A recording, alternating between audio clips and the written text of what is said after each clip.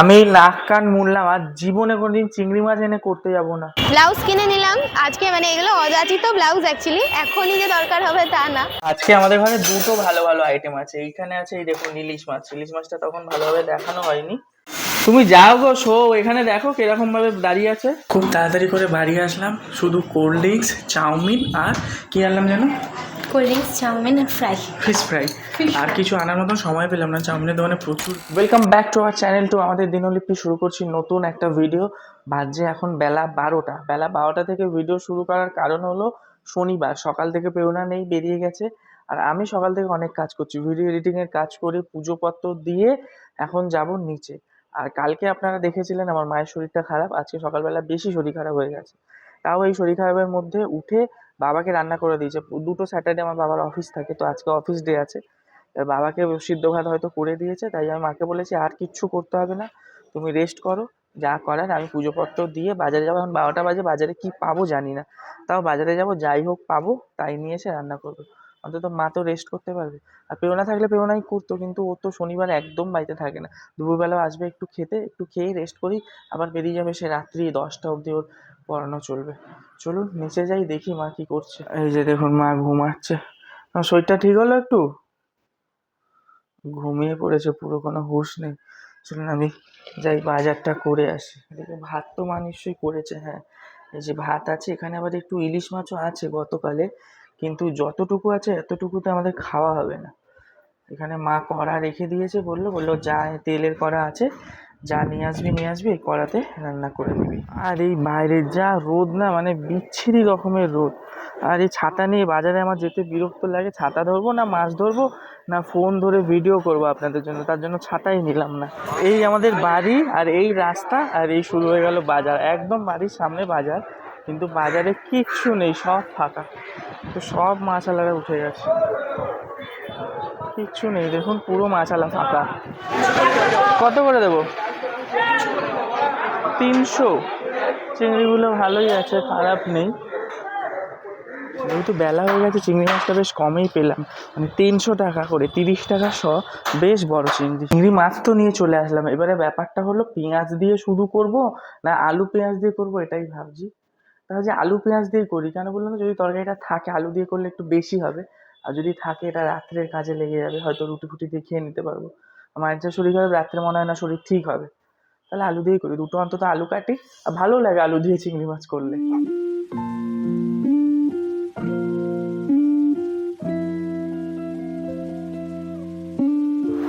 আমি নাক কান মুড়লাম, আর জীবনে কোনোদিন চিংড়ি মাছ এনে করতে যাব না। ওরে বাবারে, বিশ্বাস করুন 1 ঘন্টা ধরে চিংড়ি মাছ কাটলাম। এই কটা চিংড়ি মাছ হয়ে গেল কাটতে কাটতে, বাঁচতে বাঁচতে। এই চিংড়ি মাছের পেছন দিয়ে আবার একটা রক থাকে, ওটা বের করে মানে ঘেমে অস্থির। আমি এখানে চেয়ার ফেয়ার পেতে বসে কাটছিলাম, মারাত্মক অস্থির হয়ে গেলাম। চিংড়ি মাছ আমি আর জীবনে আনবো না, জীবনে না। বাপ রে বাপ, ওফ। এর থেকে রুই মাছ কাতলা মাছ এনে করে ভেজে খেয়ে নিলে ভালো হতো। যাই হোক, ভেবে তো ছিলাম আলু দিয়ে করবো, কিন্তু আলু কাটার ধৈর্য আর নেই। নেহাতি এখনো পেঁয়াজ কাটতে হবে, পেঁয়াজ ছাড়া তো ঝাল করা যাবে না, নাহলে পেঁয়াজ ছাড়া করে দিতাম। এত বিরক্ত হয়ে গেলাম। পেঁয়াজ কটা কাটি, কেটে আলু ছাড়াই ঝাল করে নিই, তাই খাওয়াবে। আলু কাটার মতন আমার এনার্জি নেই। আলুর মধ্যে ভরেছি চিংড়ি মাছের মাথাগুলো, চিংড়ি মাছের মাথাগুলো রেখে দেবো, মা এটাকে আবার কোনদিন বাটা করে দেবে। হেভি লাগে চিংড়ি মাছের মাথা বাটা খেতে। আর নিয়েছি দুটো পেঁয়াজ, পেঁয়াজ দুটো এবারে কেটে নিই। পেঁয়াজটা কাটতে যাবো, পেওনা ফোন করলো, বললো কি করছো? আমি বললাম এই চিংড়ি মাছের ঘটনাটা ওকে বললাম, যে এত খাটনি হলো, এত কিছু হলো। তো বলছে তোমাকে আর কিচ্ছু করতে হবে না, যতটুকু করেছো রেখে দাও, বাকিটা আমি এসে করে নিচ্ছি। আমি বললাম পেঁয়াজটা কেটে দিই? বললো না, পেঁয়াজও কাটতে হবে না, আমি এসে কেটে। না, আমি তো পুরো একেবারে মনে লাড্ডু ফুটছে, আর আমার কিচ্ছু করতে হবে না বাবা, ও এসে করে নেবে, শান্তি। আর এই দেখুন আমার মায়ের অবস্থা, শরীর খারাপ, এদিকে ঘুমটা ভেঙেই ফোন দেখা শুরু করে দিয়েছে। আর কত শুইতাও ভালো লাগছে না, আমাদের ভিডিও দেখছি লংটা। আমাদের ভিডিও দেখো, যাই দেখো, বলছি মা তোমার এখনো রক্ত নিতে আসলো না? হ্যাঁ রে, ফোন কর, দেখ 2 ঘন্টা তো হয়ে গেছে, আমি অনেকক্ষণ খেয়েছি। তুমি কটায় খেয়েছো? 10টা 10-এ। 10টা 10, মানে 12টা 10-এ রক্ত দেওয়ার কথা, 12টা 50 হয়ে গেল। এ কি, এ তো রক্ত কোনো কাজে লাগবে না হ্যাঁ। এরকম অবান্তর ভাবে। দাঁড়াও তো ফোন করি। বলছে ভুলে গেছে আসতে। এ বলছে তোমাদের পাশাপাশি থেকে গেলাম, ভুলে গেছি। আমার একদম দাদা, সরি দাদা, এরকম বলছে। বলছে আজকে ফাস্টিংটা নিয়ে নিয়েছে, কালকে পিপি রক্তটা একটু দিয়ে দেবে। বাবা, সকালবেলা আজকে রান্না করা, আবার করা, কালকে রবিবার বেলা করে রান্না হয়। এরা এত কেয়ারলেস কি করে হয় জানি না বাবা, এগুলো তো খুব এমার্জেন্সি কাজ। মানে এখন করলে পুরো রেকর্ডটাই তোমার ভুল আসবে, পুরো রেকর্ডটাই ভুল আসবে। একদম 2 ঘন্টার মাথায় পিপিটা করা উচিত। এখন বলছে দাদা কালকে, রিকোয়েস্ট করছে দাদা কালকে আসবো। আমি কিছু বলার নেই, কালকে তুমি কখন খাবে বলো, সেই হিসাবে আমাকে বলে দেবো। তাহলে বলবি ওই 12টা সাড়ে 12টায় আসতে, আমি 10:30টার মধ্যে খেয়ে নেবো। 10:30টায় খেয়ে নেবে, আমি তাহলে বলে দিই যে 12:30টায় ডট এসো তুমি। এসে গেছে আজকের আমাদের রাঁধুনি। নুন হলুদ মাখিয়ে রাখা আছে। এ বাবা চিংড়ি মাছটা খাটনি যা করলাম আমি, ওরে নুন হলুদটা মাখা আসছি। কেন নুন হলুদটা মাখিয়ে দাও, আমি ছাড়ি। জামা ছেড়ে আসি, রাস্তার জামা পরে করবো। রাস্তার জামা পরে রান্না করে নাও, কি আছে, তুমি তো রান্নার লোক, রান্না করবে বাড়ি চলে যাবে। আচ্ছা আমায় তুমি বললে যে নুন আর হলুদ মাখিয়ে রাখো চিংড়িটায়, এখন আবার এসে বলছো লঙ্কা গুঁড়োটা মাখাওনি, কিচ্ছু পারো না তুমি। একটু লঙ্কার গুঁড়ো দিই, কারণ ভাজাটা ভালো হয়, টেস্টফুল লাগে। আচ্ছা সেটা ঠিক আছে, সেটা তো আমাকে বলে যেতে হয়, আমাকে বলো নি, উল্টে এসে বলছো কি তুমি রান্না পারো না, কিছু পারো না। কোথায় তুমি বলে রান্না পারো না? দেখতে না শরীর সুস্থ হয়ে গেছে, ঘুরে বেড়াচ্ছে রাস্তায় আরে ওর না, জামা কাপড় গুটিয়ে দিলাম। জামা কাপড় উল্টে দিলে, হ্যাঁ গুটিয়ে দিলে বলতে মানে বলে উল্টে দিলাম। উল্টে দিলাম। আজকে আমাদের ঘরে দুটো ভালো ভালো আইটেম আছে। এইখানে আছে এই দেখুন ইলিশ মাছ, ইলিশ মাছটা তখন ভালোভাবে দেখানো হয়নি। ইলিশ আবার চিংড়ি, দেখেছো একদম ঘটি বাঙালির যুগলবন্দি আজকে আমাদের ঘরে। আমাদের কটা থালা বলতে পারবি? আমাদের কটা থালা, হঠাৎ করে আমার থালা গোনার কি আছে? মোটামুটি লোক খেতে পারবে। মানে কটা? আমি ইউজ করি কটা নরমালি? কটা? 4টে, আচ্ছা 10টা, আচ্ছা 12টা, আচ্ছা 16টা, আচ্ছা 17, 18, 19, 20। মানে 20 জন আমাদের বাড়িতে আসলে খেয়ে নিতে পারবে? খেয়ে নিতে পাটা কিনতে হবে না? না। বাহ, কিন্তু এই 20 জন খাবার পর এই থালাগুলো মাজতে গেলেই তো আবার শরীর খারাপ হয়ে ডাক্তারখানায় দৌড়াতে হবে। এদিকে কড়ায় তেল পড়ে গেছে, একটু রান্নার প্রসেসটা কিছু দেখাচ্ছে না। তুমি তো তুলছোই পর পর। কোথায়, তুমি তো তেল দিয়ে দিলে দেখালে না, অডিয়েন্সকে দেখাবে না তেলটা কিভাবে ঢাললে। ও বাবা, অডিয়েন্স বলে কি বলছো মা? অডিয়েন্স বলে আমরা কি তেল ঢালাটাও জানি না? এটা আমি মজা করলাম, সবাই তেল ঢালা জানে সবাই। ভালো কথা, একটা জিনিস কি হয়েছে জানো, মায়ের ব্লাড নিয়ে গেছে সকালবেলা, এবারে খাবার 2 ঘন্টা পরে যে ব্লাড নিতে আসতে ভুলে গেছে। এবারে ফোন করলাম, বলছে এই বাবা সরি দাদা ভুলে গেছি।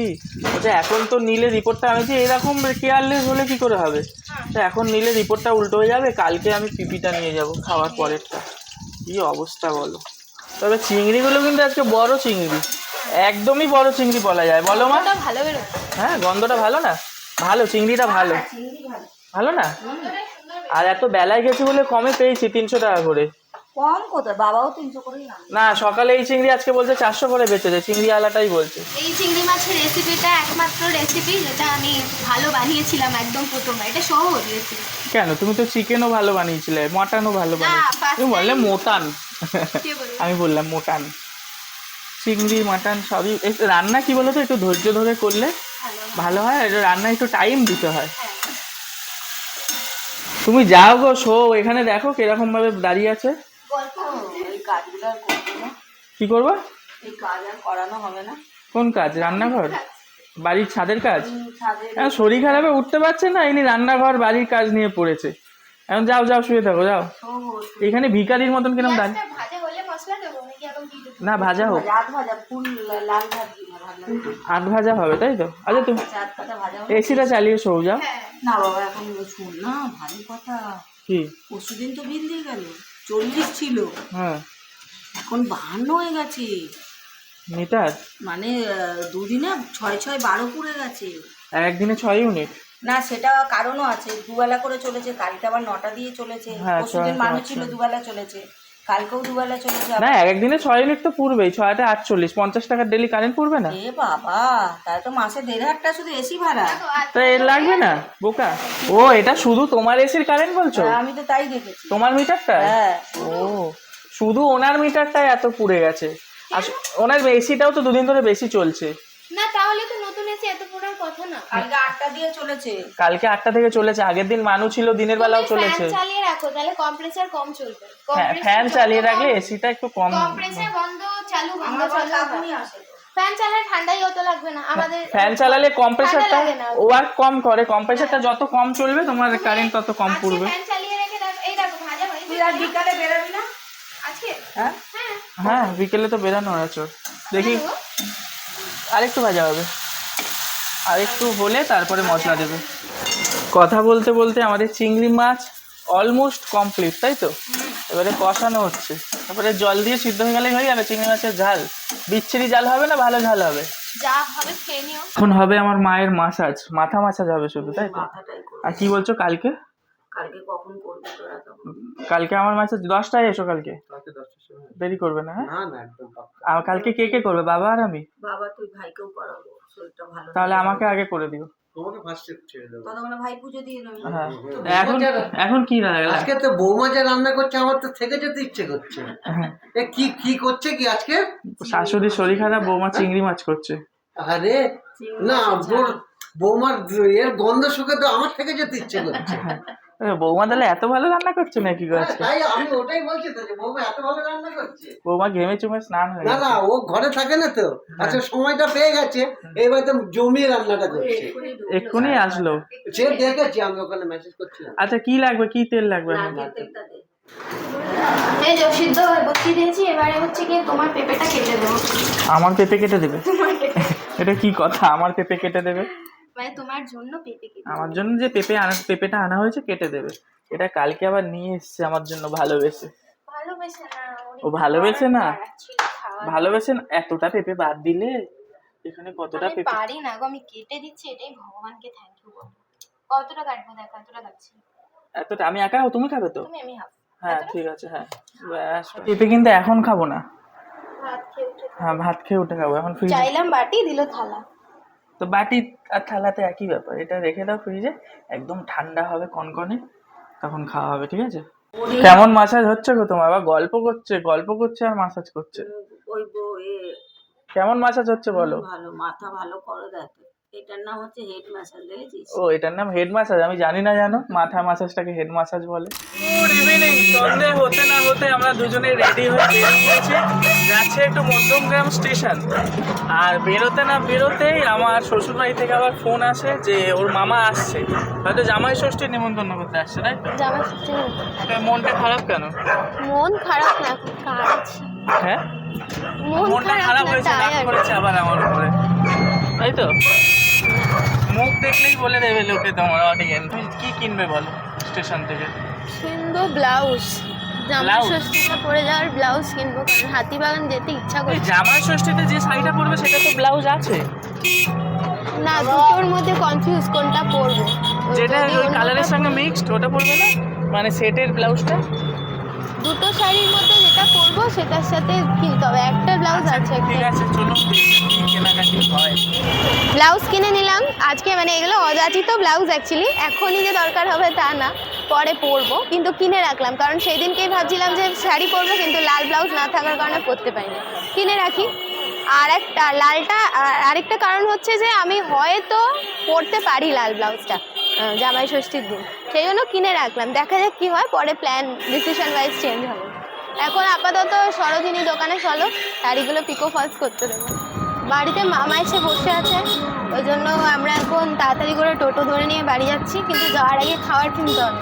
খাবার কিনতে হবে, আমরা ভেবেছিলাম আরেকটু ঘুরবো আর একটু পরে যাবো, কিন্তু এত তাড়াতাড়ি চলে আসবে বুঝিনি। আমার মাকে ফোন করেছি যে কি খাবার আনবো সেটা জিজ্ঞেস করার জন্য, মা বলছে তোর মামা শ্বশুর চলে এসেছে তো। তোমার মামা আজকে ফার্স্ট দিয়ে দিয়েছে, অফিস থেকে এসছে মনে হয়। টোটোতে আবার লাইটও চলে গেল উপরে। খুব তাড়াতাড়ি করে বাড়ি আসলাম, শুধু কোল্ড ড্রিঙ্কস, চাউমিন আর কি আনলাম যেন, কোল্ড ড্রিঙ্কস, চাউমিন আর ফ্রাই, ফিশ ফ্রাই। আর কিছু আনার মতন সময় পেলাম না, চাউমিনের দোকানে প্রচুর ভিড়।